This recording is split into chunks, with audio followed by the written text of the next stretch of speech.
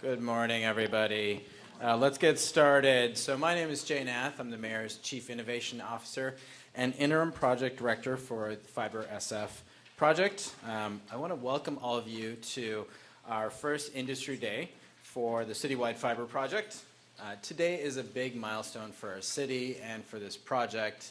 And over the next couple of hours, we'll be sharing our vision and our plans, answering some of your questions for a more equitable and connected San Francisco. And to get us started, I want to introduce our mayor, Mayor Ed Lee, to the podium.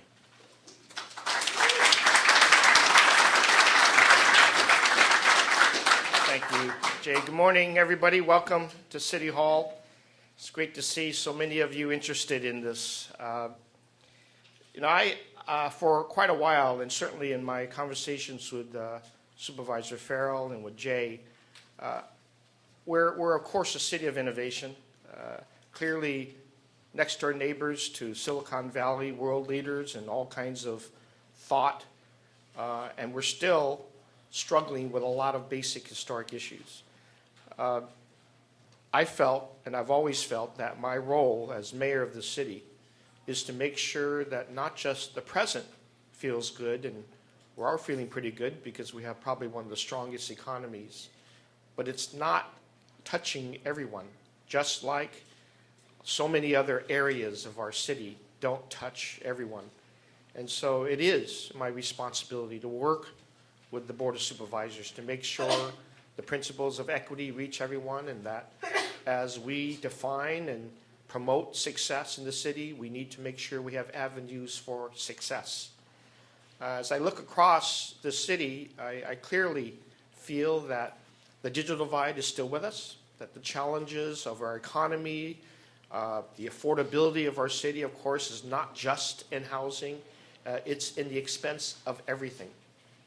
And one clear way that we can even the playing field is to make sure that when it comes to utilities that everybody shares and uses, that they're affordable, they're accessible, and that they are truly what we call public. And more, I felt that fiber in San Francisco ought to be affordable, accessible to everyone, and that we should make sure it remains public. I've been engaged in Washington, D.C. through the U.S. Conference of Mayors with a lot of challenges on the federal level. They're not getting better when it comes to net neutrality issues that I favor. They don't come easier when it comes to issues of privacy. And certainly affordability is on everybody's mind. It is a national conversation. It's obviously at the heart of every fight that's going on nationally and locally because of the tremendous challenges of making sure our cities are affordable and access to communications is affordable. Basically, I'm here to reaffirm what direction our city is heading into. And I do believe, along with what I think Mark does as well, is that as essential as good water, sewer systems, highway systems, is our communications connectivity.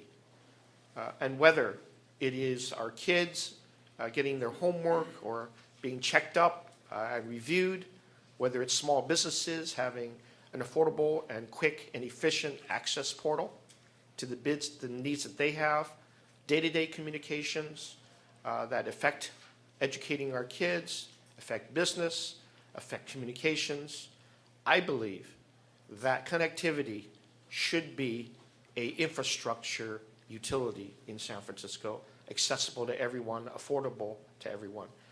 Doesn't mean that all the efforts, and I see a lot of good friends here who are from the private utilities, you're doing great with all your wonderful programs. I want to compliment you on reaching out to a lot of communities that would not have access had you not made those extra efforts.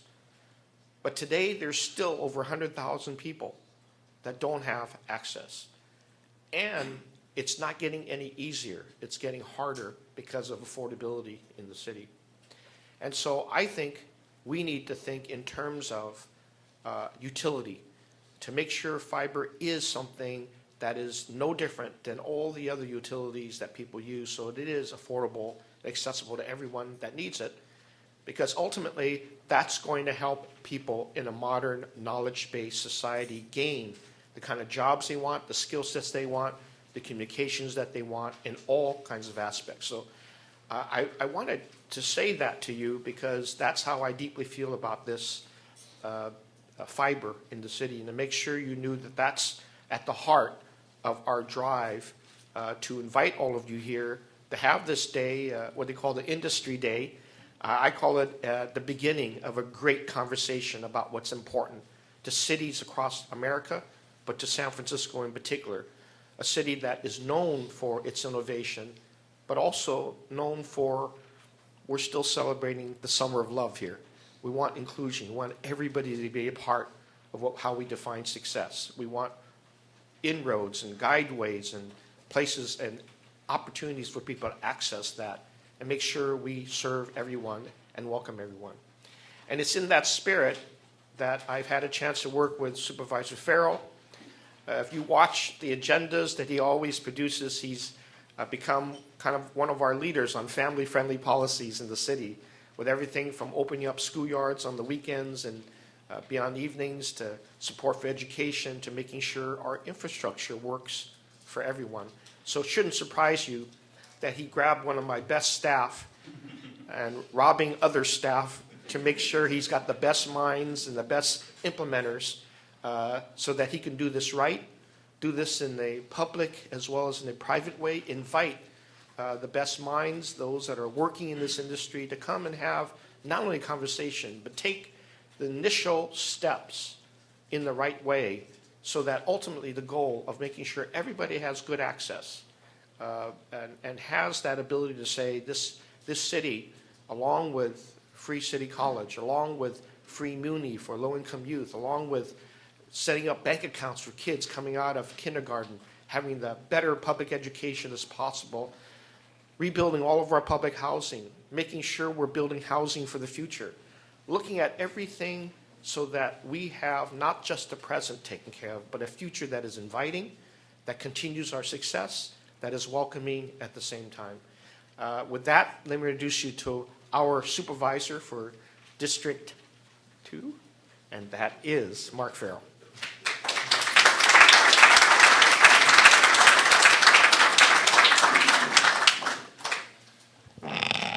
Thanks, Mayor Lee, and thank you for being here today and for your partnership on this project, and for he's out of the room for letting me steal some of his staff, as he mentioned. I didn't do that, by the way. So anyways, I want to thank everybody for being here. My name's Mark Farrell. I'm a member of the San Francisco Board of Supervisors. For those of you who are not local to the Bay Area, it essentially doubles as our city council here in San Francisco. I have been the leader of this effort, of this project at the board, and even if he was here, I would say thank you so much to Mayor Lee for his partnership in this effort, his leadership, and full buy-in on this topic and on this project itself has been incredible, and I'm very thankful for his leadership, both here in the city of San Francisco, and as he mentioned, across the country on a lot of technology issues as it relates to the U.S. Conference of Mayors and so forth, and very proud to have him as a partner in this project. We've been working on this since about 2014-15, so spent a number of years getting ready to be where we are today and where our calendar leads us moving forward. My background before coming to City Hall is a little bit different than my colleagues. I started my career in Silicon Valley as an attorney at Wilson Sonsini. I became an investment banker and then started a venture capital firm. So I come from the private sector, come from the technology sector, and very much want to see not only family-friendly policies. Of course, my wife and I have 3 little children, so I'm very biased here in the city of San Francisco, but want to make sure that we partner with our private sector, especially as it relates to technology. Why I got involved in this project itself, it was really shocking when you looked at the data that some of the city reports had. Mayor Lee mentioned over 100,000 San Francisco residents without internet access. As we consider ourselves the innovation capital of the world, the technology hub, rivaling, I would say, starting to trump Silicon Valley as you think about the companies now that are now native to San Francisco, It is really a shame that we have that many people in San Francisco without access to the internet, and quite frankly, shocking to most people when you tell them that. Whether they are part of those communities that don't have access, and as you look at the data, it is scaringly very low income and very minority focused. And no matter who you talk to in the city of San Francisco, if they're part of that community or part of wealthy communities that have internet access is not even a thought in their minds, nobody believes that the status quo is okay. Everybody thinks that this is an issue that needs to be solved. And this vision here in San Francisco is to eliminate the digital divide once and for all for our city. And Mayor Lee alluded to it. It's not just today, but it's for the future of San Francisco. And as you think about it, the statistics will also bear out. Over 15% of public school kids don't have internet access. The surveys that we've done through our community groups, I'll mention in a minute, over 60% of the kids surveyed said they weren't doing homework because of the lack of internet access in our public schools. I mean, you think about that. What are the impacts of that long term, not only for our country, but for the city of San Francisco? That is very real. And to me, it's something that government absolutely should be involved with solving.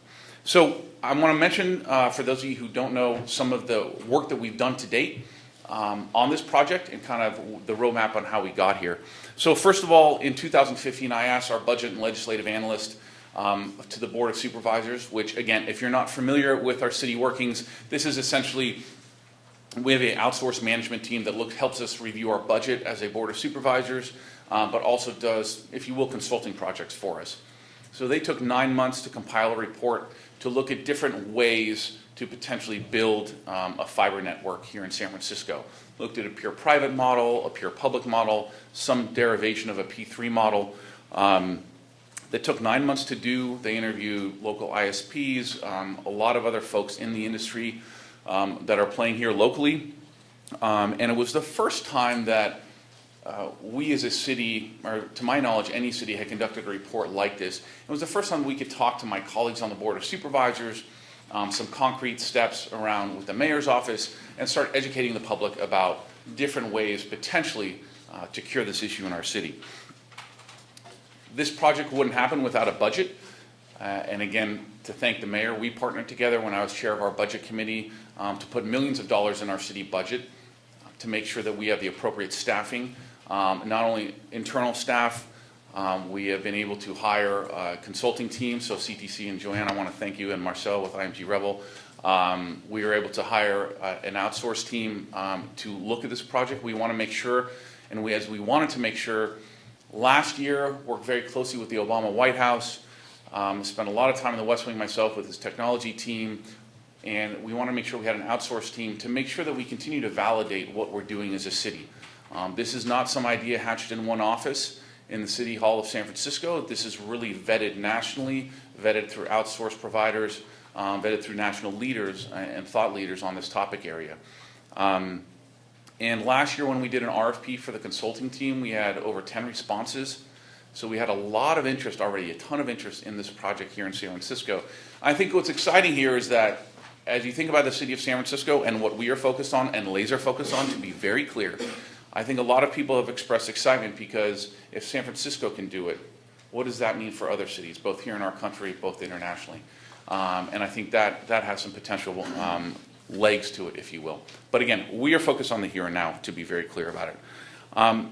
We've also passed a lot of legislation at the Board of Supervisors that Mayor Lee has signed over the past year and a half that I want to quickly highlight some of them. First of all, last year we passed the first in the nation MDU access ordinance. So therefore, tenants now in the city of San Francisco in multi-dwelling unit buildings can ask for and demand access from whichever internet service provider they wish. This is starting to, again, start to democratize access here in the city of San Francisco. MDU buildings, large commercial buildings were becoming problematic in terms of exclusivity. So that passed unanimously at the Board of Supervisors. It has been brought up, quite frankly, right now at the current FCC for some discussions. I'm not so sure that they like it. But as Mayor Lee mentioned, I think right now we in the city of San Francisco, and quite frankly, is giving a lot of impetus to what we're doing and a lot of tailwinds here in the city is in large part disagreeing with some of what the FCC is doing right now, whether it relates to net neutrality, breaking down consumer protection laws, breaking down laws that democratize access. That's antithetical to who we are as a city of San Francisco, certainly antithetical to this project, but antithetical to the entire political spectrum in our city. And so we have to do everything possible to move that agenda forward, and we will. Earlier this year, the board unanimously passed new legislation that requires new developments provide conduit both for private use but also future conduit for public use in new buildings. So know that that's coming online. So every new commercial building now is being built with public conduit attached to it as well. In the same vein, we just introduced the fiber-ready new buildings ordinance that mandates inside wiring as well for public use inside of new commercial buildings. So that will be passed hopefully before the end of this year at the Board of Supervisors. And then lastly, I'll mention, and there are a number of other policies, by the way, that we have passed and a few other that are going to be introduced over the course of the next few months, is around microtrenching. Introduce this policy. I think one of the things that we've continued to look at, we work with multiple ISPs here locally, ISPs that have experience around the country. How can we lower build costs is one of the big issues. And we've been certainly focused on that. Microtrenching has the potential to be a big cost saver. Met with some resistance with some of our city departments. We have amendments that we're getting ready to introduce. We want to do this together with our city family. Everyone is on the same page here, but we just need to, as you might imagine, work through some issues here internally. But if we make that happen, that has a huge potential to reduce costs here in the city as well, and I think opens up a ton of opportunities. Outside of City Hall, I want to mention two things that we've been doing in particular. First of all, we had a San Francisco Municipal Fiber Coalition that we put together, and essentially wanted to make sure that there, over the past decade, 15 years, there have been a lot of groups, individuals that have really been advocating around this issue. Not necessarily on this project itself, although they are now, but agitating from digital divide issues, senior access issues, low-income access issues, things that really hit at the digital divide, but not in terms of one project itself, but they've been really spending their time and effort talking about these issues over the past, again, 10 to 15 years. We wanted to certainly honor that, but we also wanted to make sure that we use the knowledge that they've gained, both here locally in the city of San Francisco, to inform us about this project. What are the real needs? Where can we, what areas do we need to target?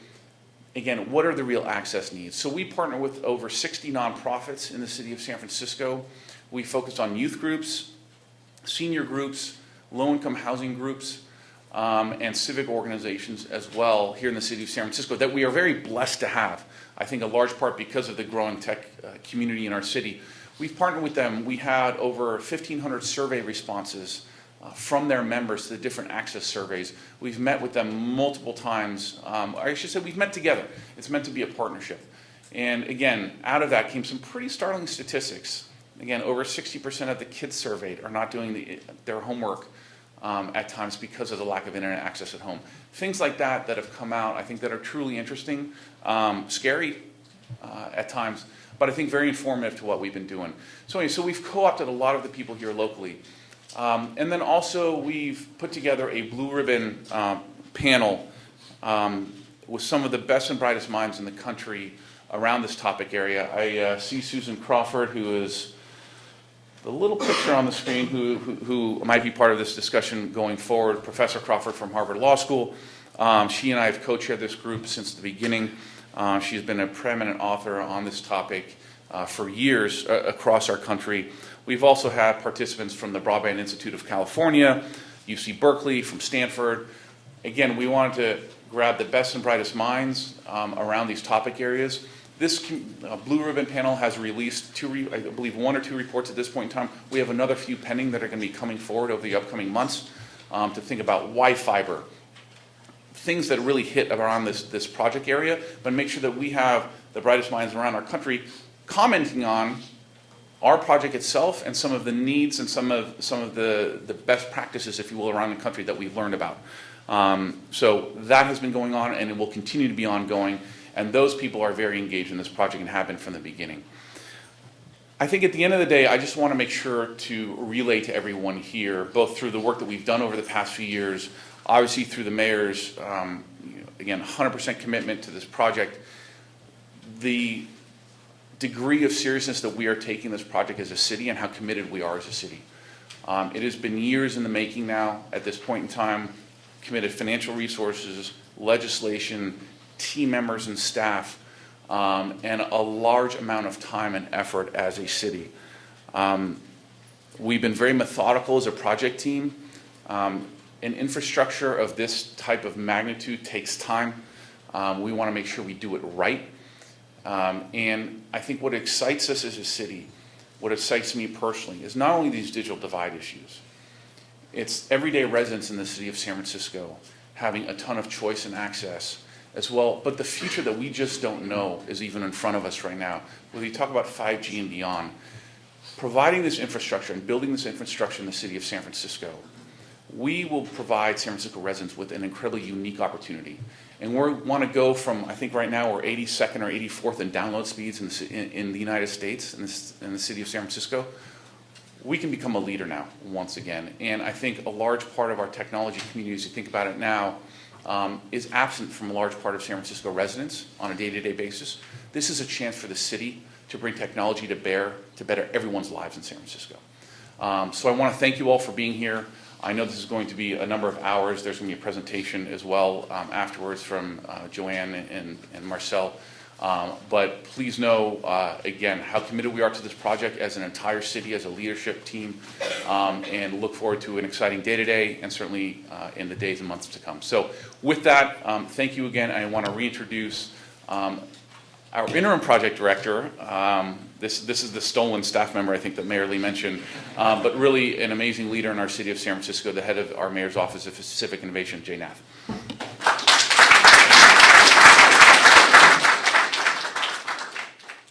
Thank you, Supervisor Mark Farrell, for the great introduction and your remarks. As Chief Innovation Officer, I spent quite a bit of time thinking about a citywide dark fiber network that's open access for all of our residents and businesses.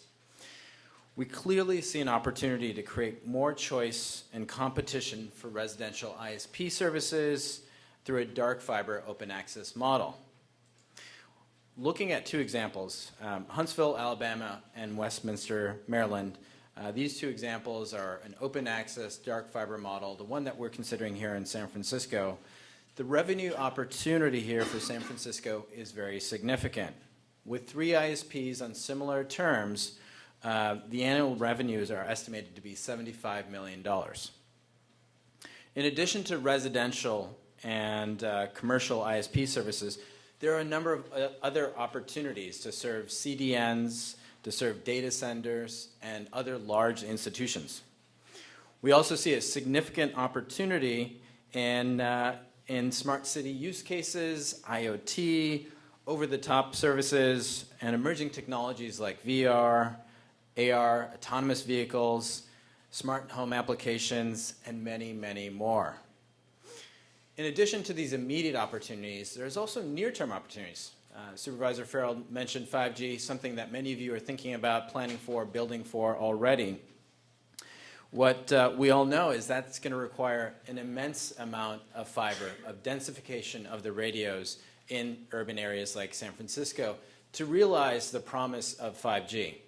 And so when you think about what that looks like, consider a fact here that Verizon has invested in a partnership with Corning 37 million miles of fiber for their 5G deployments. So we're talking about a massive scale of fiber infrastructure being developed across the U.S. And when you think about San Francisco as a leading wireless market, it's a huge, huge opportunity. But the opportunity on the wireless side is beyond just backhaul. When you think about the significant amount of vertical infrastructure that we have here in San Francisco, our light poles, our traffic signals, our other real estate infrastructure assets that we have, we can also provide power, these physical assets, and now backhaul.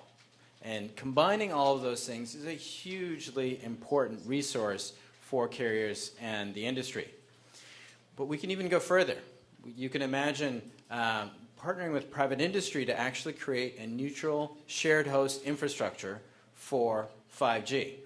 Something that will lower the cost, the financial investments for carriers in a city like San Francisco, lower their risk, and we think enable more competition and choice by allowing other carriers to enter this market. So huge opportunity, It's a great way to move from CapEx to OpEx for the carriers. Now, beyond these opportunities, we know that there's going to be technology innovations that are going to be happening that we can't have even imagined, right, in the next 10 years, 20 years, 30 years, and beyond. And this asset is a long-term infrastructure asset. The conduits are over 100 years old with a modern conduit system. If you think about the longevity of fiber, it's 50-plus years and maybe more. And so there's a huge opportunity in the long term to create a lot of value in future technologies and opportunities. And what is certain is that the data usage that we're seeing will continue to skyrocket for the foreseeable future. And we need a network that really is able to meet those needs and realize the opportunities for San Francisco and continue to preserve San Francisco's role as the innovation capital of the world. So we encourage teams here today and elsewhere to really think about these opportunities, to embed them and integrate them into your plans, into your vision. There's a significant amount of market opportunity, much more than I've talked about. You've already started thinking about those opportunities, but those are opportunities that we want to see. We want to see how we can create economic opportunity, make sure that we're addressing the digital divide, and really delivering on the most important infrastructure asset of the 21st century. And with that, I'd like to introduce our next speaker, Susan Crawford, who is a professor at Harvard Law School, is the author of 2 books, Captive Audience and The Responsive City, and she also is a co-chair, as Supervisor Mark Farrell mentioned, of our Blue Ribbon panel for this project. And with that, I want to welcome Susan Crawford to the video screen. Thank you, Susan.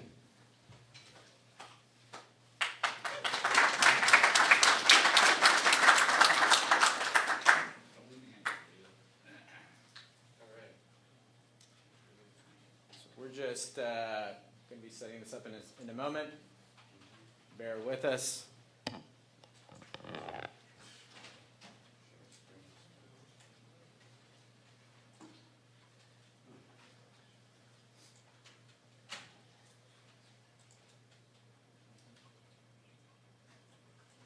Foreseeable future. And we need a network that really is able to meet those needs and realize the opportunities for San Francisco and continue through. Susan, I think you're on. You've got a video lag delay there of the live stream, so maybe you're not able to hear me. I'm not sure. Elsewhere, to really think about these opportunities, to embed them and integrate them into your plans, into your vision. Text her. Hey, are you waiting for me to speak? Yes. All right, I'm ready to speak. You're right. We're watching the YouTube stream, and so I wasn't caught up to you. But, good morning. I'm Susan Crawford. I'm delighted to be here. And thanks so much to Supervisor Farrell, Mayor Lee, and to Jay Nath. This really has been an enormous undertaking. I teach at Harvard Law School. I have no clients, no consulting relationships. I've been traveling around the world to visit cities and to learn about fiber efforts in other places. And I have to say that San Francisco is making a major step here to serve 3 key values. One is to have a world-class network in place that reaches everyone. Another one is to ensure that that people who are less well off can afford to have access, that world-class access. And a third key value is to drive competition. And we know, and I've learned over and over again, that left to its own devices, the private sector is not going to provide universality or a fiber network touching absolutely everybody. The CTC report that Supervisor Farrell mentioned is a masterwork. I'm looking forward to hearing Joanne and Marcel talk about it. The key element here for San Francisco is to be able to put in place a dark fiber network that will touch every home and business, whose indirect spillovers in terms of economic growth and effect on every possible policy the city wants to carry out will be enormous. That will get the government out of the business of itself providing high-speed internet access services, but will make those services available to everybody.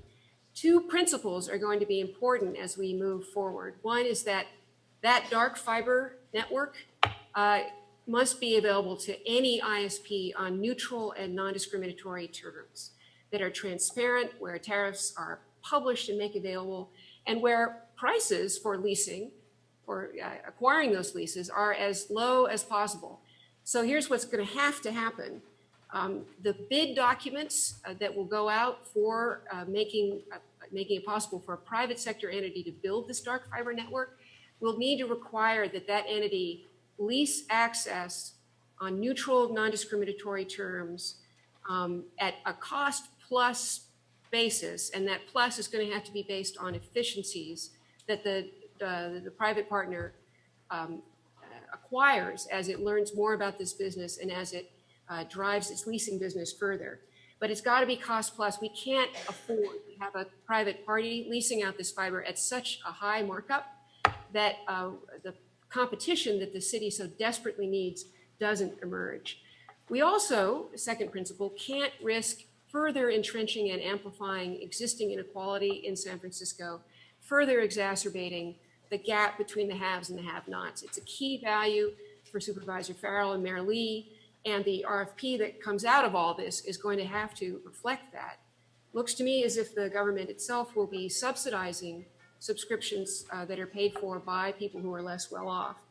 If you put all of these elements together, there's no reason why a private party couldn't win that bid as long as it's subject to enormous oversight by the government that says you've got to touch every home and business, you've got to have a leasing business that's made available at neutral and transparent pricing so that the competition that the city so desperately needs emerges, and so that everybody in the city is served, no matter how well off. I'm looking forward to the next steps in this process. As Supervisor Farrell mentioned, it's been quite a mountain to climb for the staff so far, and they have reached out to every city department. This will be a citywide effort to make this a meaningful, neutral RFP process, and we will all be watching carefully. This process has to work, not only for San Francisco to survive and compete in the world-class network city in the years to come, but also for the rest of the country.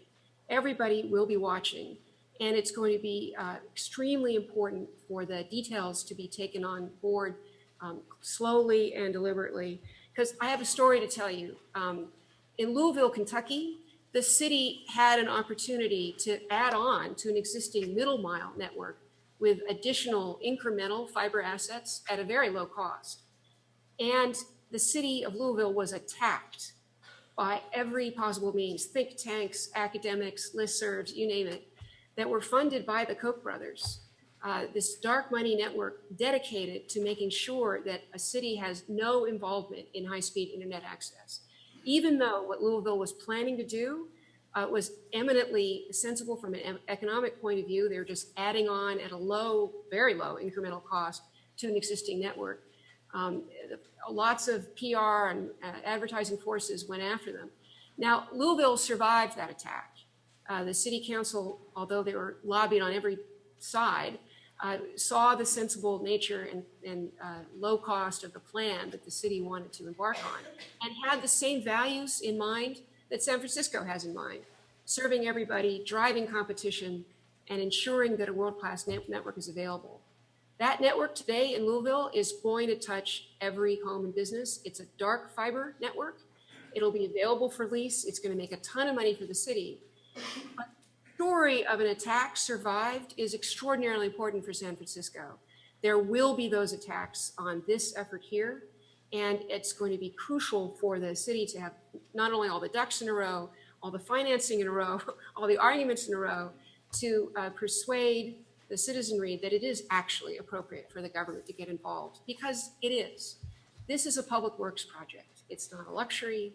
It's not something that only rich people should be able to have.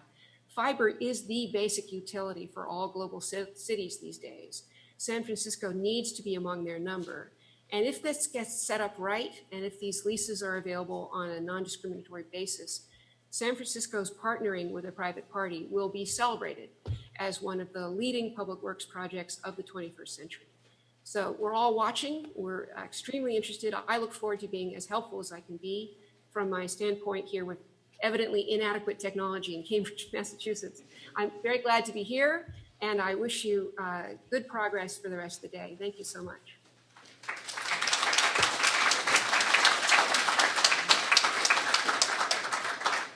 Thank you, Susan, for your remarks, your leadership, and your support of this project by being a co-chair of the Blue Ribbon Panel.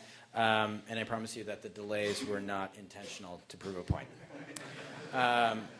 So next, I want to introduce Ken Carter, who's a tech industry veteran and leader, and also an advisor for this project. Ken Carter, please join us.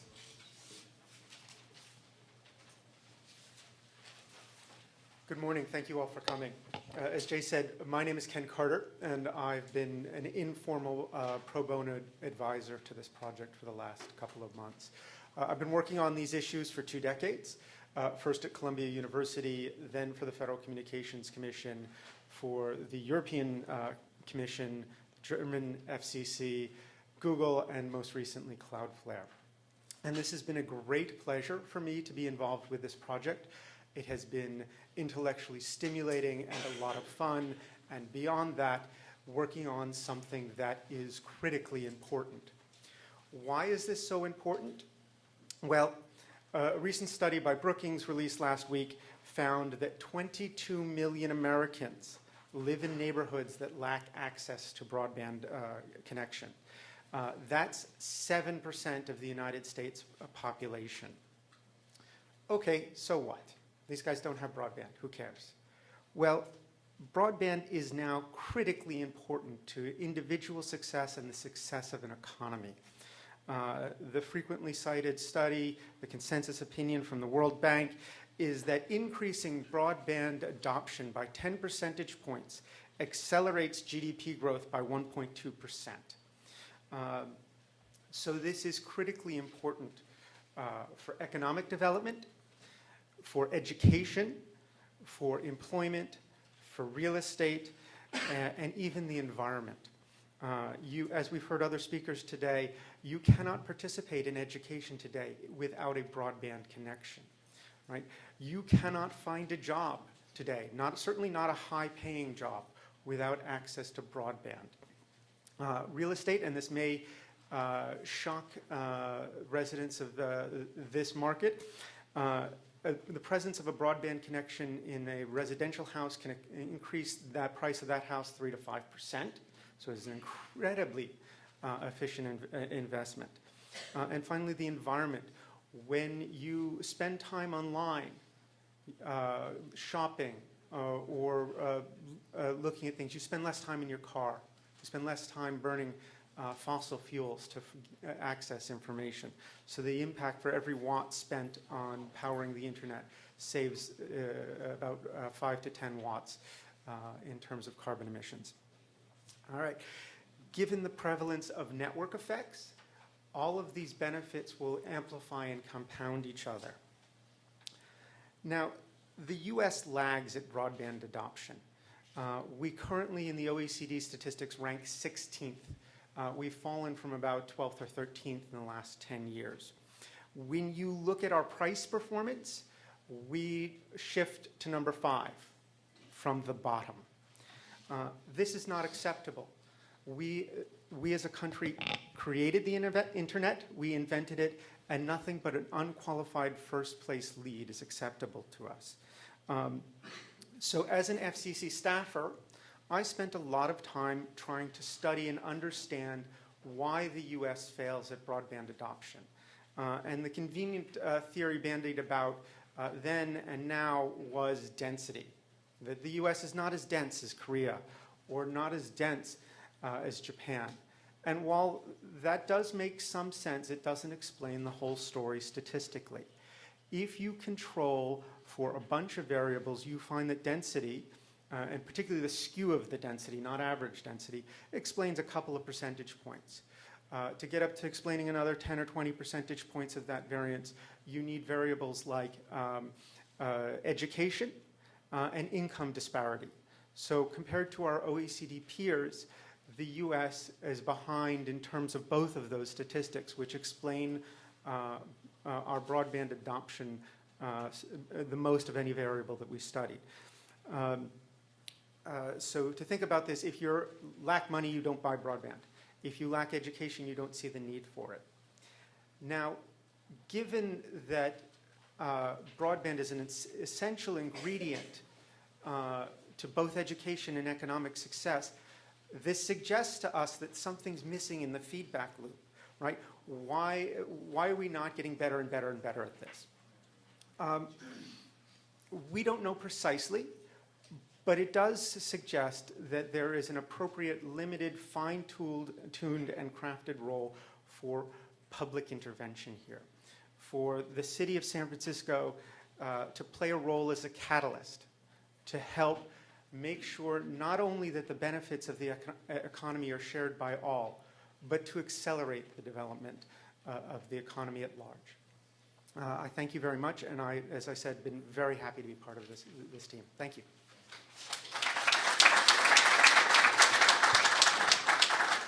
Thank you, Ken Carter, for your support and your guidance. It's been tremendously helpful.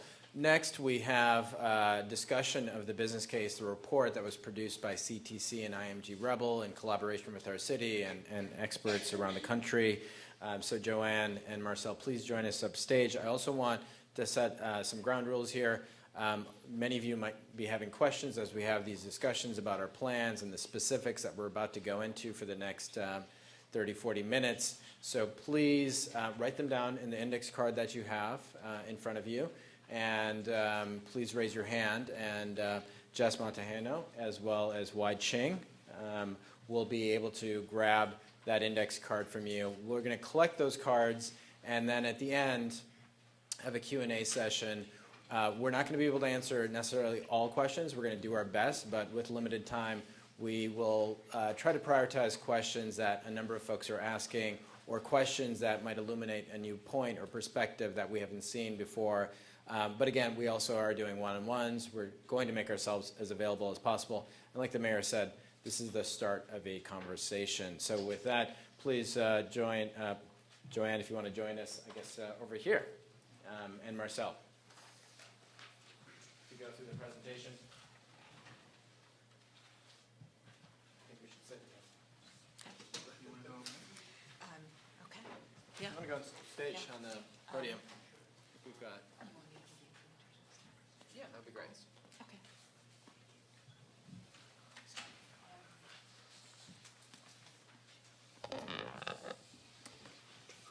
Connor. Ah, thank you. And we're good. Okay. Okay. Thank you very much, Jay. Good morning, everyone. Pleasure to be with you. I'm Joanne Hovis from CTC Technology and Energy, and it's been our great privilege to work on this initiative with the city. What we're going to do this morning is give you some background information, hopefully to illuminate some of what is in our report that the city published recently, and to hopefully provide sufficient explanation and then be able to take questions, as Jay said. I'm going to start by talking about the background, including the engineering and technical scope of what my team built to meet the city's specifications. Then my colleague, Marcel, is going to speak from the standpoint of the P3 structuring. And those are the two primary substantive areas that we're going to try to cover. Let me start quickly with, there we go. With the core objectives of what we worked with. When the city brought the consulting team under contract, it asked us to develop a series of options and to evaluate a full range of options of how the following critical goals could be accomplished. Ubiquitous fiber to the premises to every home and business in the city of San Francisco on an open access basis. Open access meaning lots of different things to lots of people, as those of you from the broadband industry know, and in this case meaning a means of facilitating competition in the strongest way possible. And those were the parameters of what we were asked to investigate and to evaluate what the various means were of getting toward that goal. including evaluating whether that could be delivered by allowing private markets, as they're currently operating, to solve these questions, whether a fully municipal solution along the lines of what's sometimes called municipal broadband or municipal fiber to the home was the solution, or were there alternative solutions, particularly around creative delivery mechanisms, utilizing private sector capabilities and capital while still meeting the city goals of ubiquitous, city-owned, fiber to every home and business on an open access basis. And you'll hear me say those words over and over because that is the key set of parameters and outcomes that the city is seeking to solve for here, as Mayor Lee and Supervisor Farrell and Jay so eloquently spoke to in the last hour. The goals from a policy standpoint that are driving this initiative were developed by the city and presented to us. They include equity, jobs and innovation and growth, and of course investing in the future. And I think it is not particularly controversial to say that fiber is very much that kind of long-term infrastructure investment that is future-proof. And down at the bottom there, you see the full range of potentially preferred outcomes that we were working with. And each of these is addressed through the various structuring models we developed.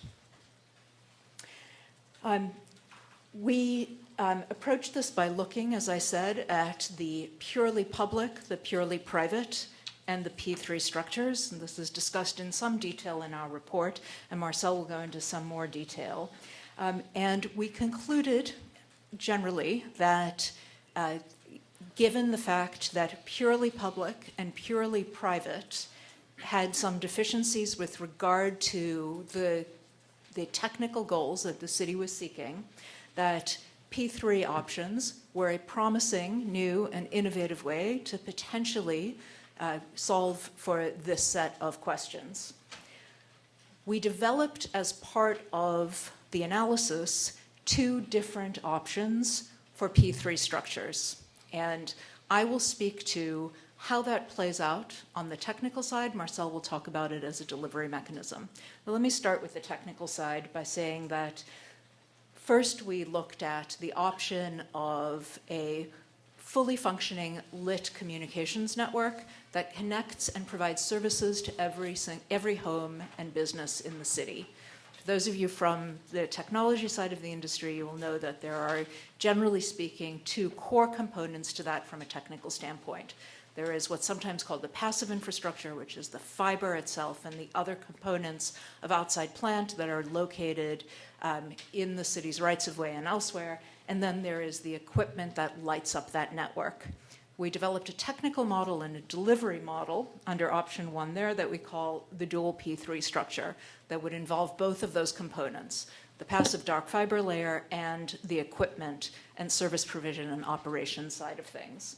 We also developed, as you, I think, got a sense of from this morning's presentations, a dark fiber only model. And Susan in particular spoke quite extensively about what that might look like if the dark fiber component were there only. We'll address those in some detail in the next few minutes. So on the technical side, I'll go through this quickly and then I'll hand it over to Marcel to talk about delivery mechanisms and financing and so on. On the technical side, this was my team that did the work. What we did is to develop a candidate design that would meet the city's goals for flexibility, scalability, long-term investment, et cetera, and to provide a cost estimate in that regard. I'll get to the estimates themselves in just a moment. We looked at two different technical models, which I've already hinted at. The first one would be the dark fiber network only. This is the outside plant, the infrastructure. The fiber itself, either on poles or under the ground in conduit, the hubs, the cabinets, the splitters. For those of you who are not from a technical background, this is essentially the parts of the network that don't require any electricity. This is the public works component of the network, as Susan described it. This is the part where the city actually has considerable expertise in terms of construction, management, permitting, et cetera. We also looked at what a lit fiber network would be. And a lit network is essentially all of those passive elements, all the pieces involved in the dark fiber component of the network, plus the equipment, both in the network itself and at the customer premises and the homes and business of all San Franciscans, that would make it possible for a service actually to be delivered into all of those homes and businesses. Lots of detail about this in the report, but simply put, one of the things that I would say is important for understanding here is that the dark fiber network, these are assets that are a 30-year asset minimum. That tends to be, within the industry, the time frame we think of for dark fiber assets. Frankly, dark fiber, well maintained, could have a considerably longer life than that. Now, the elements that then allow that dark fiber network to be lit and service to be developed are the equipment components, both in the network and at the home. Those are much shorter term assets. Equipment changes, needs change, market demand changes, and those equipment elements will be refreshed and replaced on a relatively regular cycle, possibly 3 to 5 times over the course of a 30-year period, whereas the fiber, so long as it's well maintained, will not require any changes. It will just require maintenance. Those are a couple of important components from a technical standpoint as you see how we developed the delivery mechanisms. One more piece that I should add here is that, as you heard Supervisor Farrell and the mayor say so convincingly, one of the key parameters here was to get connectivity to every home and business. So this model, our design, and our cost estimates assume a drop and equipment to every home and business within the city and county of San Francisco. So for those of you who come at this from the technology vendor, et cetera, side, you should know this is 100% drop connectivity from day one. And under the lit services model, it's 100% drops plus 100% CPE and lighting up of the network to every home and business. So quick summary of the costs and what we saw, and as I said, there's considerably more information in the report. Here is the summary. First thing I should mention is that our cost estimation process assumed municipal cost structures for a variety of reasons. There may or may not be certain kinds of private sector efficiencies or other efficiencies that can be realized through the process of deployment. But the assumption that we worked with in an abundance of conservatism is that we are assuming San Francisco municipal cost structures. So, quick summary. On the dark fiber side, inclusive of all outside plant infrastructure and labor, as well as the materials and construction for placement of all of the drops, that's 100% of the drops, the total cost, depending on the scenario, there are a range of different variables, was 1.4 to 1.5 billion. The lit network, which would include all of that, plus the core network electronics, the customer premises equipment to be placed at every home and business, and the labor associated with full activation. This is capital expense only, by the way, this does not speak to operating cost, but to get the network up and running was in the 1.8 to 1.9 billion. Point to be made there, obviously, it's a considerably smaller piece of the total CapEx is the equipment, both in the network and at the customer premises. That's for purposes of CapEx only. Because the equipment is a shorter-lived part of the network, total cost of ownership over time will be higher with regard to the equipment component. But for purposes of CapEx, the bulk of the cost here is on the fiber outside plant passive dark infrastructure component. And one last point of this, and then I will hand it over to Marcel, is our summary. For those of you who follow industry metrics around costs, our summary was that it's just over $2,000 per passing to build the network and light it to every home and business in the city of San Francisco. Per passing means per potential account, so per household and business. That's an average number across the entirety of the city, with the understanding that Some buildings, multi-dwelling units, multi-tenant units, will have only one drop, but will require equipment in every home and business. That's averaged across them about $2,000 per passing. Thank you very much, and Marcel, please.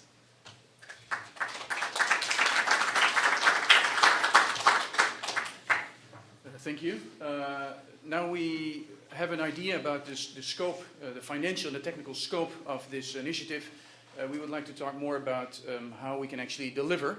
And as Supervisor Farrell and Joanne already mentioned, the city initially considered two extreme, if you will, options, a purely public and a purely private option, and then concluded that none of those would actually effectively deliver the initiative and as anticipated. The public model, the purely public model, would not be, the city would not have the capacity to deliver a project with this complexity and magnitude. On the purely public delivery, the conclusion was that there would not, if we would leave it completely up to the market, there would not be a ubiquitous, open and neutral network. So then if it's not purely public and not purely private, then the question becomes what would be the solution? And then the solution would be some type of a collaboration between public and private, a P3 solution. And the idea was, and still is, that it would, on the one hand, put the city in the driver's seat in creating an efficient network that would be available to service providers and would be able to create competition at the retail services level, while at the same time having pretty significant private involvement to create the efficiencies that we should be expecting from private involvement and that we have seen in P3s in other sectors. So if we then zoom into what those opportunities for private involvement are, then we distinguish the three levels that were discussed, and that are, for those of you who are familiar with the broadband world, are very familiar. The first level, the lowest level, is the dark fiber level. At the dark fiber level, we see a lot of opportunity for P3. The nature of that business is very high capex, as Joanne just explained. The relative maintenance and operational expenses are lower. The risk profile of the fiber itself, the dark fiber itself, is not very significant, and so that has its own characteristic. And therefore we see opportunity for that particular layer. The second layer is the lit layer, which would be wholesale services of lighting up the fiber and making it available to all types of users, including retail services. The nature of that business is different from the dark fiber, as you all know. First of all, because the level of capital expenditures is much lower, but also because there's much more technological change expected. And so the equipment that we're talking about here is more likely to change, and our standards or our expectations from that from those lit services are expected to change much faster than our requirements regarding the dark fiber. And this is also the reason why we decided to, in the two models that we're proposing and we're seeking your feedback on, we are not proposing to lump them together in one big P3 because the nature of those two businesses is very different.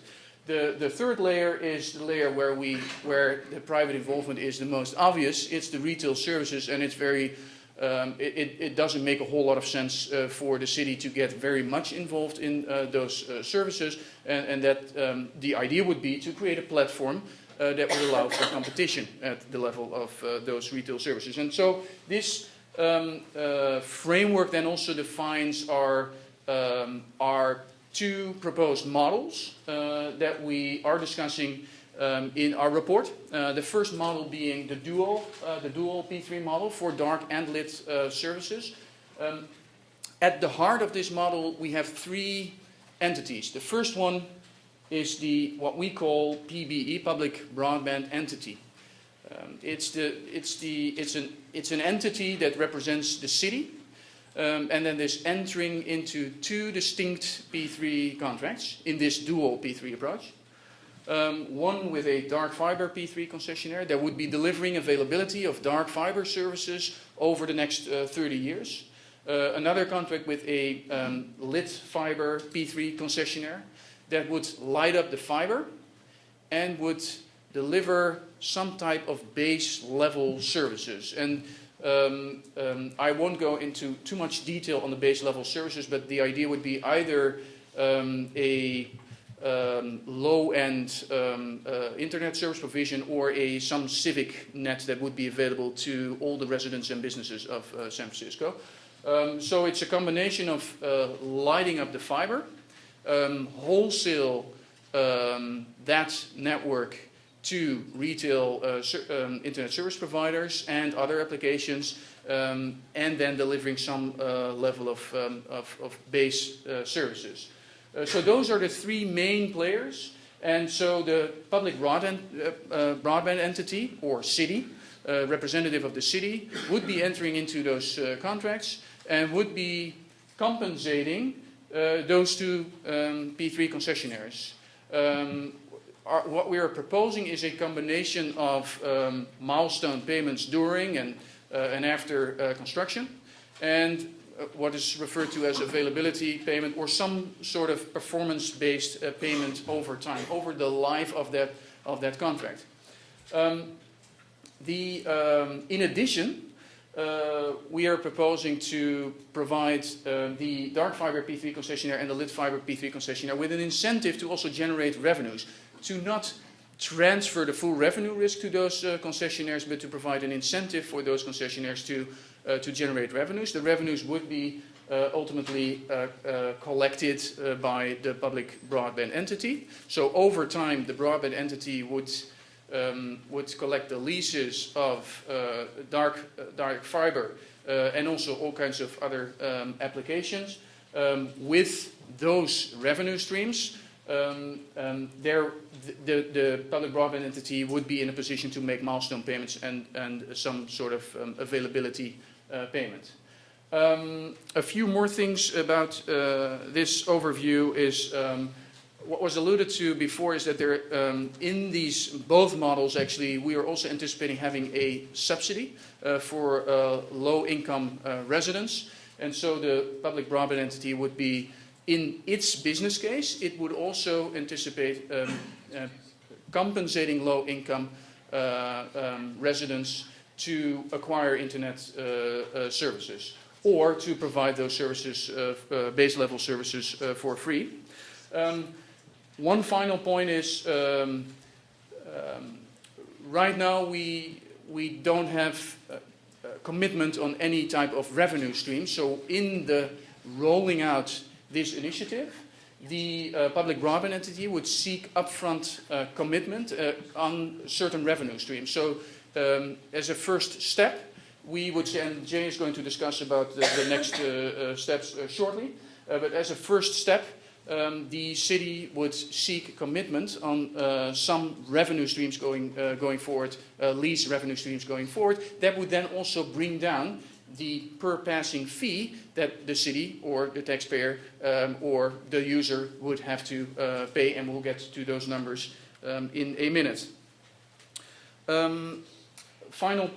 This is the real final point is that the procurement of those two P3 concessionaires would happen in parallel, because there are various interfacing issues that would need to be dealt with. So this is the first model that we're presenting. If we zoom into the funding and financing a bit more, over time the public broadband entity would, as we just discussed, would receive city contributions, would receive dark fiber lease revenues, and other types of commercial revenue streams.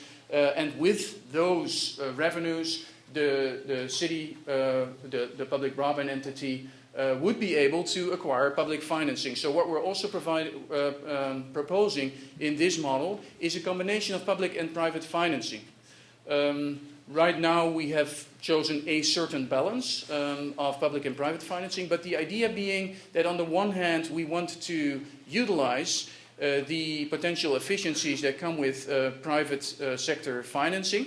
At the same time, of course, if we have committed revenue streams. That would also allow for pretty affordable public financing. So a mix of public and private financing would be most appropriate and would be most affordable too for the implementation of this structure. At least that's what we're proposing, and that has also been applied in other P3 sectors.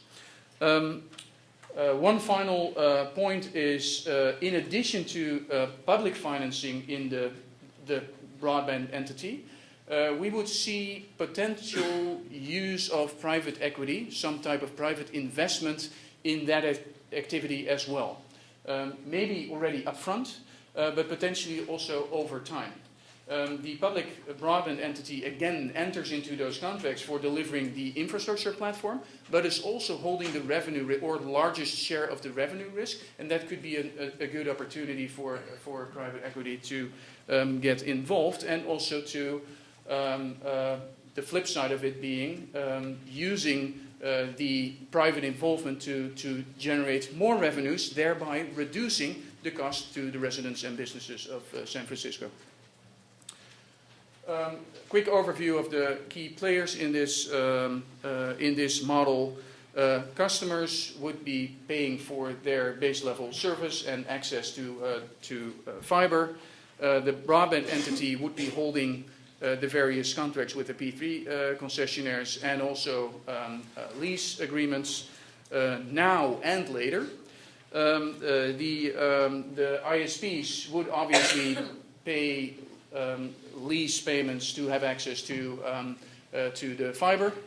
And then the dark fiber P3 concessionaire would focus on delivering the broadband, the infrastructure, over a period of 30 years, would get compensated partially after completion of that network or partial completion of that network, and then for the remaining 30 years would get performance-based payment and also share in some of the revenue potential of that dark fiber. Lit fiber concessionaire would build and deliver the equipment, would wholesale the lit fiber and deliver a base level service, and would get compensated for that in a similar fashion for partial completion of that network, and then also performance-based payment and some revenue share of the commercial revenues of lit fiber. So that is the very quick overview of the first model, the dual P3. The second model has received most attention during this meeting so far. The second model is the dark fiber P3 only model. So in this model, the city would enter into, or the public broadband entity would enter into a dark fiber P3 concession agreement for, say, 30 years. Similar to the dual model, there would be compensation for partial completion and also substantial completion of that network.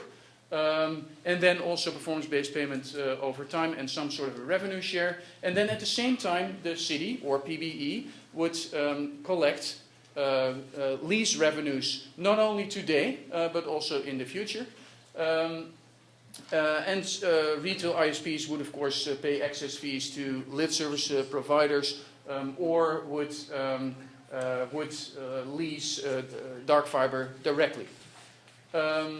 Again, we would anticipate a combination of public and private financing. So again, for the construction of this whole network, we believe that yes, it should be the full responsibility of private sector to develop this network, but there can be some level of public financing through milestone payments, because we believe that would be a more efficient solution and would make the whole system more affordable.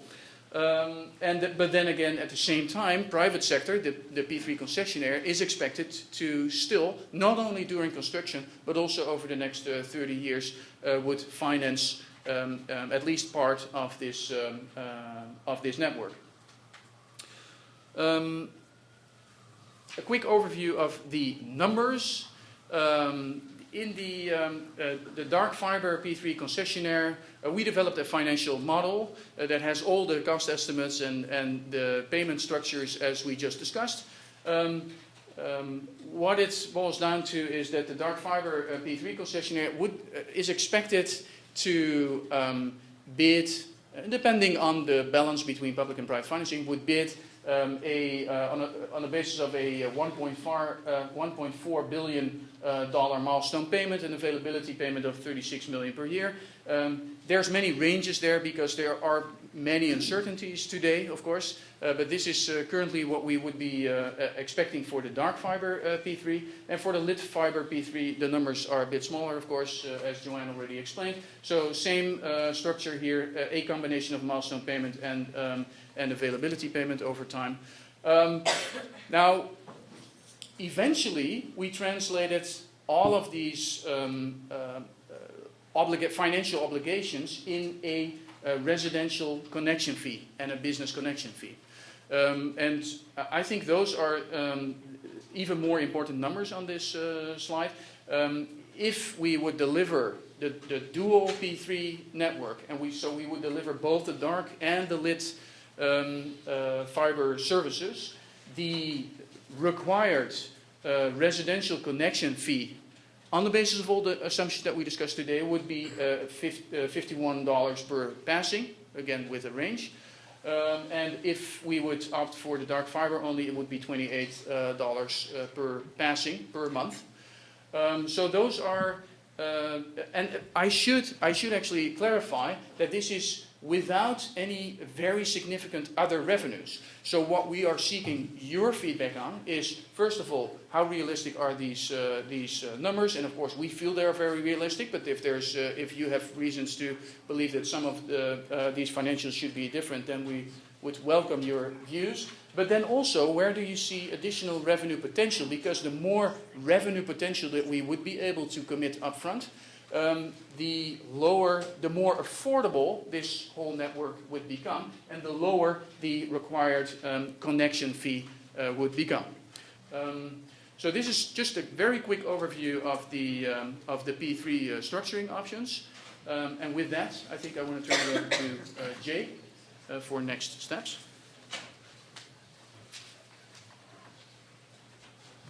Thank you, Joanne and Marcel, for summarizing the report. And again, thank you for all of your investment of energy and time, your leadership and expertise in helping us chart a path forward. So next, a couple of basics here. So the presentation you just saw, we will share that with you, so you'll have that. There's a lot of detail there that you may not have been able to capture.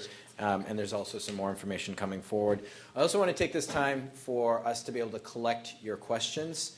So we're going to be covering timeline shortly and our stakeholder engagement process shortly. So if you have questions related to that, we will hopefully answer those questions. But if you could raise your hand so Wai Cheng and Jess can start collecting those questions while I continue the presentation, that would be great.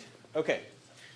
So next steps. So here is our schedule, our timeline, a lot of detail here. What I want to say is that we're very committed to this timeline. It's an important timeline, and we're going to hold ourselves accountable to that. We've already been anticipating many of these steps, working in parallel, bringing in additional resources. We have $2.4 million committed to this project to move it forward. We have a big team and a lot of resources internally and externally to do this. So just want to highlight a couple of things here. One, we have our RFQ coming up, and that's happening in early January. So those qualifications, we're going to look for technical and sort of financial qualifications, as well as other considerations as well. And then the RFP will be issuing in early Q2. And as we get more precision on that date, we'll try to share that date as well. So in terms of our approach will continue to be a very collaborative approach when it comes to working with private industry and all of you and the stakeholders here, as well as our community, as well as leaders in our community and experts around the country. That's our approach from day one. We will continue that approach. And as Supervisor Farrell mentioned earlier, he's leading a coalition of nonprofit organizations, 60-plus organizations across the spectrum in San Francisco. And these conversations have been going on for nearly a year now. He's held public hearings, so it has been a very much publicly engaged process. And of course, we have our academic panel, our blue ribbon panel, with thought leaders from across the country, helping us, guiding us on some of the critical questions that we have, that society has, that industry has, and really giving us a perspective and point of view on what that looks like.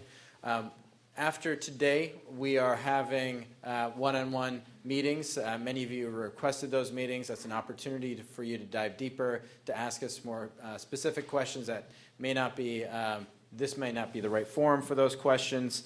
And then we will also be looking at considering a market sounding session for retailers, for ISPs and others who are interested in leasing that network. So that's something that we're considering, and if we do have that, that would be in December or January. And if there's interest in having that, please express that interest to us. And again, we will continue this very collaborative partnership-like approach going forward. It's key, I think, to our success. So our next step will be Q&A, but before we get there, I want to pause. I know many of you have been here since 8:30. Let's take a bathroom break, and it's 10:15 right now. So if you could be back by 10:20, there's some restrooms if you come out to the right, and there might be some more also to the left. If you have any questions, let us know. We'll be back shortly. Thank you, everybody. All right, everybody. So we've got a lot of questions here, so we're going to try to be efficient. If you're standing, please get back to your seats, and want to make sure that everybody can hear the questions as well as hear the responses from the team here. Again, we're going to try to answer as many questions as possible in the time allotted. We went through some of the questions here now. There's some duplicates, so we're trying to consolidate and those questions and responses. So the other thing, each of us are going to read some of the questions and respond to them and go from there. And if we don't have the opportunity to answer your questions, again, we have one-on-ones planned. Some of you, we heard, were not aware of the one-on-one opportunities. We apologize, that didn't come across clearly, but we will look to make time as well. So just please reach out to the team. There's going to be an email address that's right here that you can use to communicate with us. So if you're looking for another one-on-one meeting, please use that email address. And with that, let's get started. I want to be respectful of Supervisor Farrell's time. He's got a lot of things on his agenda. So we'll start with you, Supervisor Farrell, and happy to leave after your questions. Okay, great, thanks. Oh, no worries. Okay. You guys hear me okay? Yeah. All right. So there are two of them that seem like might be in my bailiwick, so I'll answer them. One was an MDU question. New construction and remodels do not currently require fiber or copper Cat 5 from units to the MPOE. When will DBI require this infrastructure? So again, we had two things, and this is legislation, one that's passed and one that is coming up that's been introduced and we should have in committee very soon. So one is the fiber-ready new buildings. Any new building constructed will have two conduits into it, one for private use for the building project sponsor and one for public use. So that's moving forward. And then the fiber-ready new buildings ordinance, which is winding its way through our legislative process right now, which will require inside wiring in new buildings as well. So that's kind of where we are right now in that. So that should hopefully take care of that issue. If you have comments about the legislation itself to make sure that it meets any specifications that you think might be appropriate, please send myself or Jess an email. Jess is my legislative aide who's been working with me obviously very closely on this project. So happy to talk through issues there and make sure, as we've engaged with a number of you around micro-trenching to make sure it's actually something that could work for everybody in the room, we want to make sure that this works as well. So that was one, and then second was the report's appendix mentions the importance of digital literacy programs to ensure equitable adoption, but provides no cost guidance. How much will the city spend on digital literacy, public computer centers, and subsidized devices? So let me be very clear about this and a topic that was touched on. Low-income subsidies as well as digital literacy moving forward is going to be a part of this project, period. We're discussing different levels of the low-income subsidy, so we make sure that people that cannot afford it do have access. I mean, that's a major driver of this entire project. I would say in terms of digital literacy, this is also meant to be part of this project as well. There is no set dollar amount today. But what I will say is City Hall, and myself as part of the Board of Supervisors, the Mayor's Office and so forth, has been committed very clearly thus far in terms of digital literacy programs. Having an infrastructure like this in place now, an asset in place, will actually only heighten the potential for digital literacy programs around the city to have them be effective. And so just know we can't sit here today and give you specifics around it because there are no specifics today. Know that without a doubt from the mayor and myself, that is absolutely going to be part of this project and we are committed to it. So with that, those are my two. So I'll stick around for a little bit, but thanks, Jim. Thank you, Supervisor Farrell, for those responses. Before I run through my questions and answers, I want to acknowledge and thank the team here that helped produce this event and all the work that's happening behind the scenes. Obviously, Jess Montahano, the work that he's been doing in Supervisor Farrell's office. On my team, Connor Kennedy in the back, dedicated resource, has been very focused on this and has been driving a lot of the work that's been happening here. Wai Ching from IMG Rebel. We also have Brian Roberts from our Department of Technology, which is the sponsoring agency for this work. We have Linda Gurrell, our new CIO for San Francisco, and her leadership and her support, as well as our city administrator and her team that have been supportive. We've got our city attorney's office, a number of folks there, including Bill Sanders, including Mark Blake, and Margarita Gutierrez, and many, many other folks on the legal side looking at this as well, Public Works, et cetera. So this has been a team effort. A lot of folks have been involved in the background, and many of the folks you haven't had a chance to meet, but hopefully in the future you will. So with that, I'm going to just run through these questions really quickly. So the first question is, do the construction cost estimates include the use of PG&E poles? The answer is yes, those poles are governed underneath the Joint Pole Association here in San Francisco. The city and county is a member of that Joint Pole Association. We're also considering additional policies that will strengthen the ability and streamline access to poles as well that you've seen across the country. Do the estimates consider the city's Dig Once policy? There has been some work on Dig Once. There's a lot of good assets there, and we want to recognize that obviously and include that where we can. The last piece of the question is, can some construction costs be shared with other projects such as road repairs? Absolutely. We're looking at all of the capital expenditures that we have, especially around telecommunications. We have a lot of telecom needs, so there's a report coming out that actually looks at those costs and the capital investments that we're laying fiber already for our city and municipal needs. How can we look at those cost savings, et cetera? All right, next question. Can the city contribute a portion of permit fees to help lower project costs? Absolutely. Our goal is to lower the project costs as much as we can. By looking at innovative construction methodologies and approaches, whether it's micro-trenching, shallow trenching, those innovative construction opportunities that are proven, we're eager to hear about. We're doing everything we can from a process standpoint. So permit fees, those are things that are under our jurisdiction, right? Permit fees. So we have the ability to enable a scale sort of permit, if you will, a citywide scale permit at no cost. So those are things that we have within our control. Those are things that we are having conversations with and are looking to do. Okay, next one. Has the city considered leasing, acquiring fiber networks owned by the private sector through collaborative negotiations to utilize existing dark fiber capacity that may become underutilized, stranded if the P3 moves ahead? So I think we want to, again, leverage existing assets. So our city itself has over 200 miles of fiber and conduit. To the extent that's value and that's usable by the bidders, those are things that we can put on the table for consideration. So our goal is really to harness the existing resources and assets in our city. If that's with the private sector and there's an opportunity to form those collaborations and a willingness to enter into agreement, we're eager to have those conversations. So some of you in this audience has some of that infrastructure in place today. So please, let's continue those discussions. Next question. How will this infrastructure integrate with future wireless infrastructure, 5G, IoT, et cetera? What's the strategy there? So I spoke a little bit about that. We're not the experts on all of the new opportunities, the technical infrastructure required for 5G, but we do know that we have a big role to play as a city, both from a fiber and backhaul perspective, but all of the infrastructure that we have today, our light poles, our traffic signals, the rights of way, our ability to engage with the community and really get them to be advocates for shared infrastructure.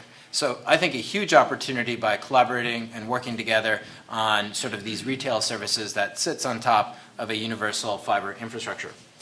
With that, I'm going to hand it off to Marcel and Joanne to run through their questions.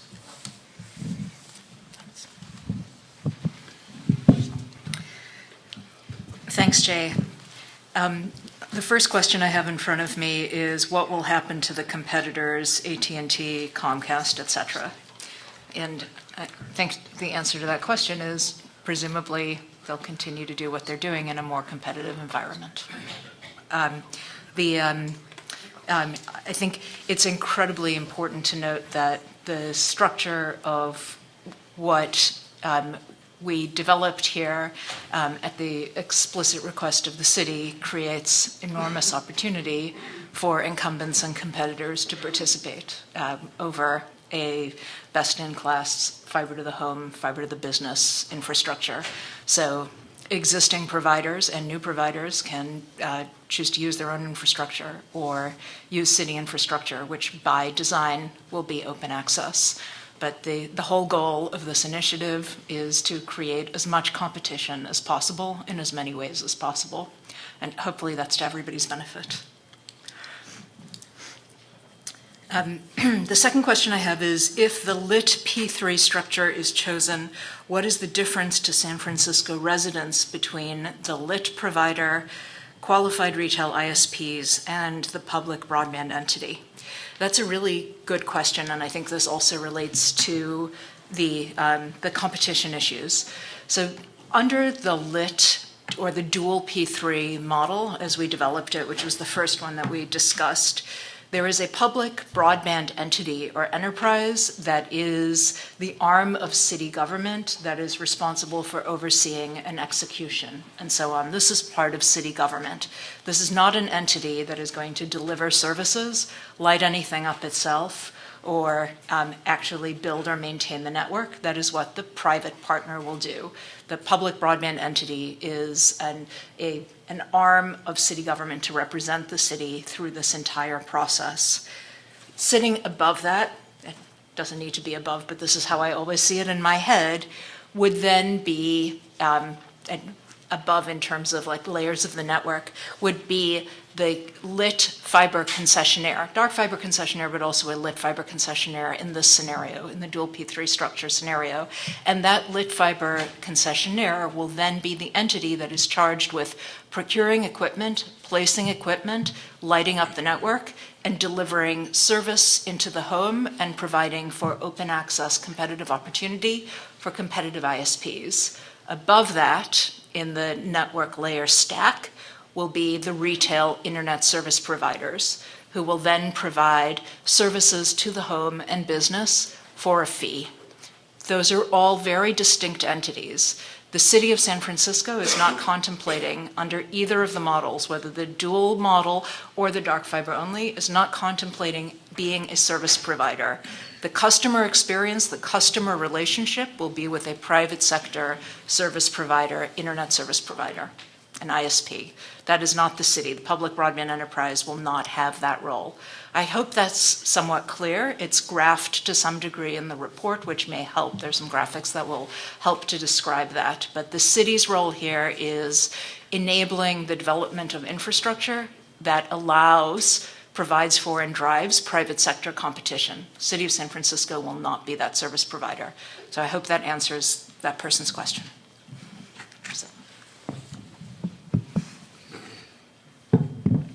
First question is, does the city have institutions today that could be used as a revenue source?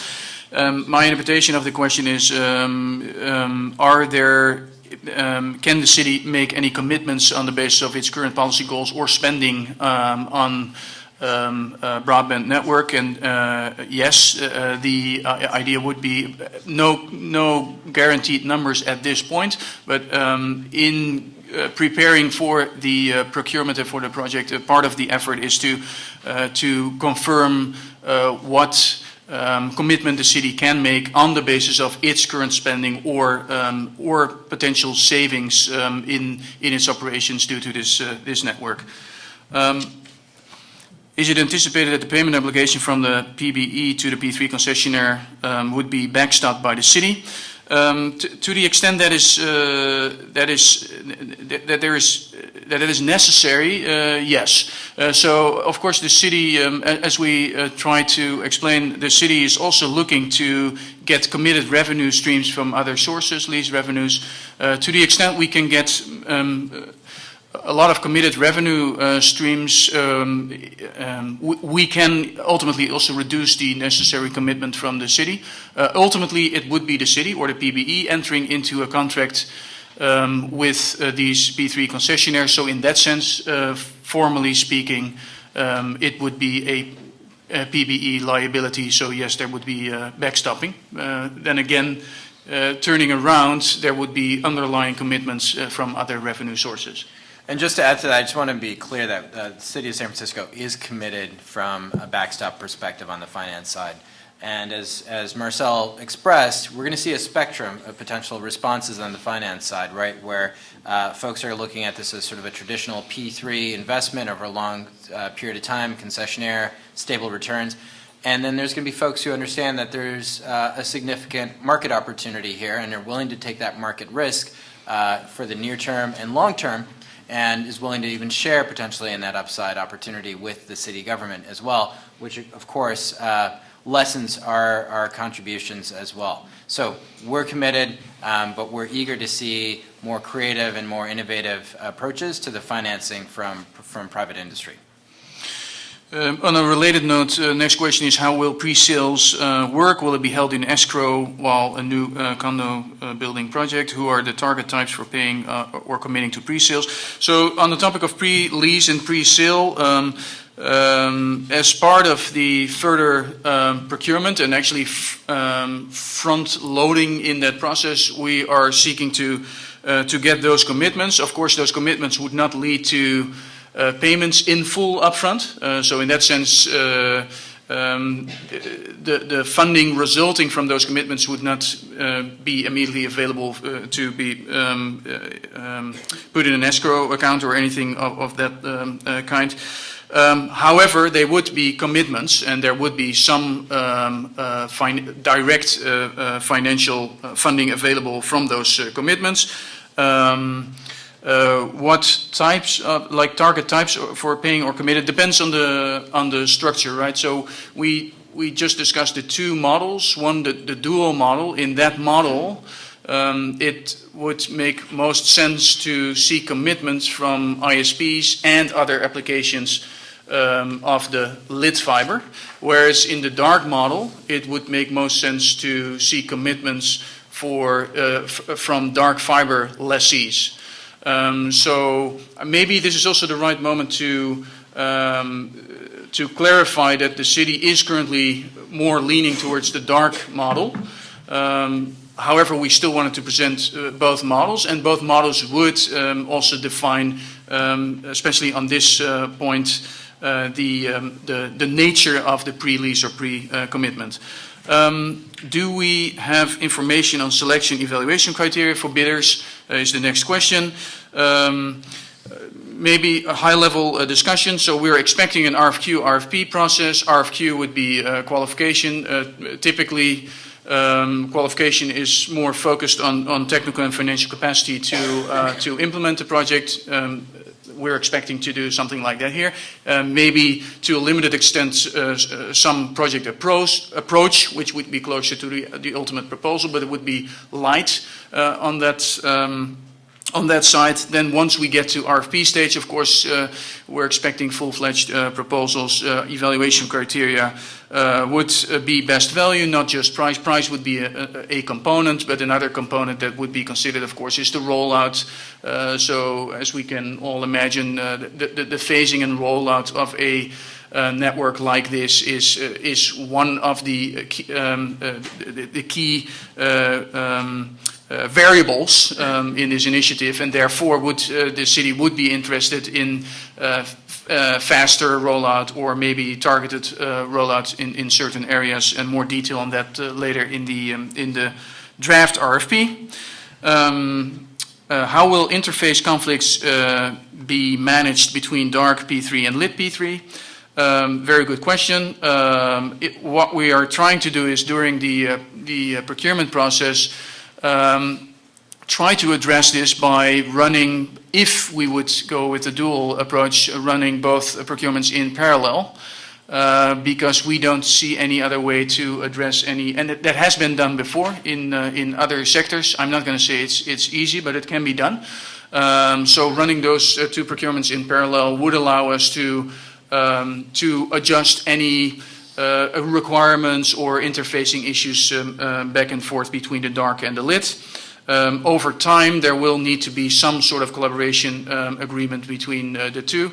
Ultimately, it would be the PBE holding the two contracts, but we believe there is value in creating some collaboration agreement between all three players. Final question. If the city funds 90% of project costs with a milestone payment and 10% comes from the private sector, where 90% debt and 10% equity, then is 1% equity overall sufficient feed to the fire? Okay, so this is the typical skin in the game question. Maybe what I would like to say is we are trying to find the right balance between affordability that comes with with public financing and having the skin in the game that comes with private financing. Currently, we were working with an assumption of 90-10. It's very likely that the ultimate balance is going to be different. We're seeking your feedback on this point. Is it sufficient skin in the game? Okay, that remains to be seen. It definitely would be during construction. Maybe after construction it needs to be a bit higher. In our view, it's not the equity that has the skin in the game, but also the debt that has skin in the game. Ultimately, private financing, it's the full private financing structure that is exposed to the success of this network. Those were my questions. Thank you, Marcel and Joanne, for the responses. I want to thank all of you here today for your questions, for being here. We're really overwhelmed and energized by your engagement, your presence here today. We look forward to continuing to work with all of you. There's some familiar faces here. There's a lot of new faces. So again, we've got one-on-ones scheduled. We have other opportunities to engage. Please reach out to us. We want to make this a conversation, to be collaborative. We also have this room for a bit longer, so we encourage you to network here, to start thinking about teams that you may want to sort of form. What are those things that you're looking for? So please enjoy the coffee and pastries, and thank you so much for your time here today.